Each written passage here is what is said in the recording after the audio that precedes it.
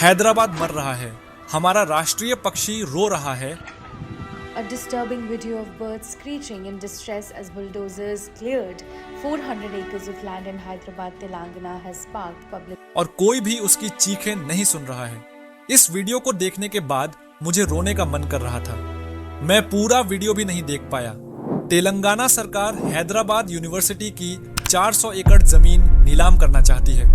वे उस इलाके को आईटी पार्क के लिए इस्तेमाल करना चाहते हैं। मुझे पता है ये वीडियो हमारे दूसरे वीडियो जैसा नहीं है, इसमें कोई मसाला नहीं है, इसलिए 99% लोग इसे छोड़ देंगे।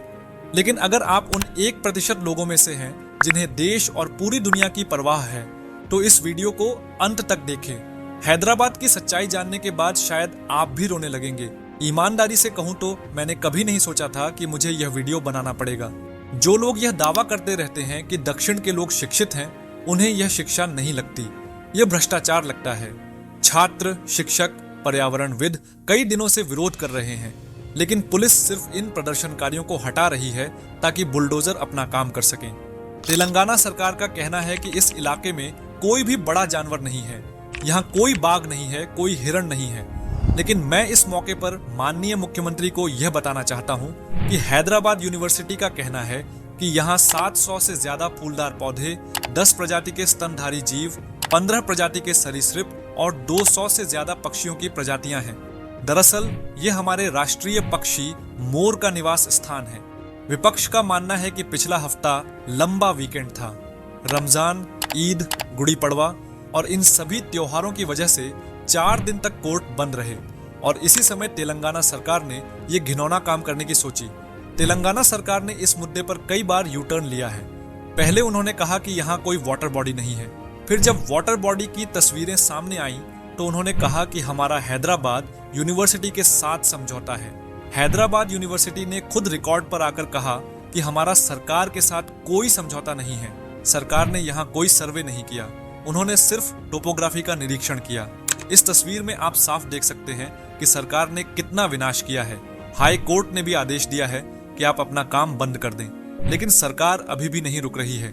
पेड़ अभी भी काटे जा रहे हैं। कुछ लोगों का कहना है कि यह जमीन तेलंगाना सरकार की है, जिसे उन्होंने लंबी कानूनी लड़ाई के बाद वापस ले लिया है। इसलिए मैंने इसके बारे में पढ़ना शुरू किया।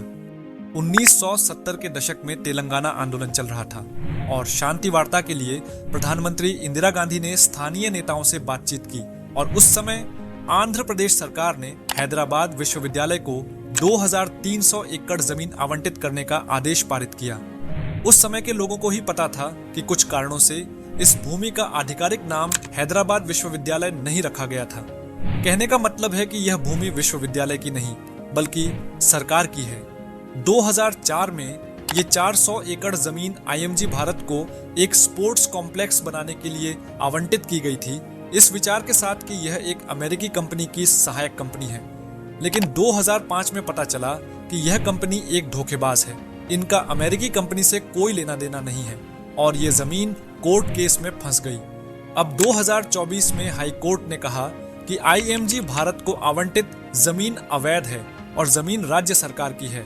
अगर जमीन राज्य सरकार की है तो क्या इसका मतलब ये है कि वहां का जंगल खत्म करके कंक्रीट का जंगल बना दिया जाए? ये कैसे समझ में आता है? मैं समझ ही नहीं पाता कि हमारे देश के कितने नेता और बाबू लोग इतने बिके हुए हैं। वो भारत के शहरों को बनाना चाहते हैं यूरोप के शहरों की तरह, लेकिन उन्हें सिर्फ यूरोप की कांच की इमारतें ही दिखती हैं जो भारत जैसे गर्म देश के लिए बिल्कुल अनुपयुक्त हैं। उन्हें कभी भी अच्छी सड़कें, उचित फुटपाथ, हरियाली, पार्क, राष्ट्रीय उद्यान नहीं दिखते। उन्हें ये सब चीजें कभी नहीं दिखती। ये चयनात्मक अंधापन क्यों?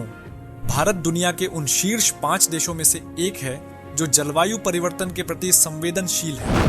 हमें हर साल गर्म लहरें मिलती हैं, हर मानसून में शहर जलमग्न हो जाते हैं। क्या राजनेताओं को इन चीजों की परवाह नहीं है?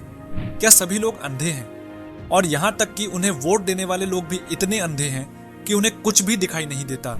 या क्या उनके पास कोई विशेष कवर है जिससे वे इन सभी समस्याओं से सुरक्षित रहेंगे? अगर ऐसा कोई कवर है तो हमें भी दे दो। मुझे समझ में नहीं आता कि पहाड़ी पर आईटी पार्क बनाने की क्या जरूरत है। क्या तेलंगाना में आईटी पार्क बनाने के लिए कोई और जगह नहीं है? क्या जंगल काटना ही एकमात्र उपाय है? क्या वहां आईटी पार्क बनाना जरूरी है? मुझे समझ में नहीं आता। ये वीडियो देखिए।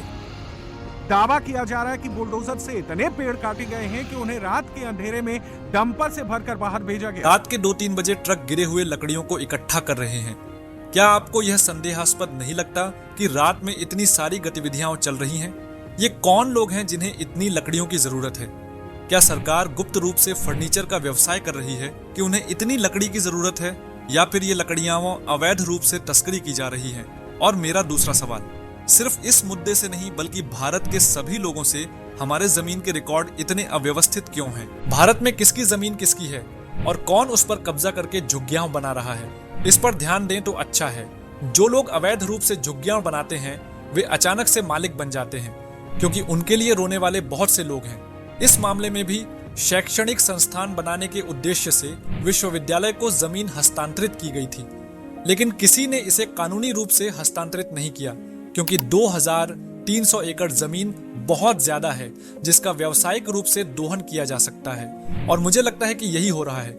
यूनिवर्सिटी की 2300 एकड़ जमीन में से 800 एकड़ जमीन पहले ही दी जा चुकी है और बाकी बची 1500 एकड़ जमीन में से 400 एकड़ जमीन को फिर से देने की बात चल रही है।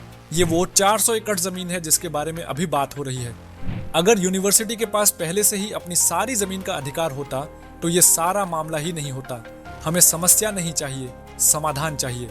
हम नहीं जानते कि भारत में कितने पेड़ काटे जाते हैं, लेकिन हम कम से कम कुछ पेड़ लगाकर ऐसा तो कर ही सकते हैं। यह संख्या निराशा के सागर में एक बूंद के बराबर है, लेकिन फिर भी मैं चाहूंगा कि अधिक से अधिक लोगों एक पेड़ जरूर लगाएं।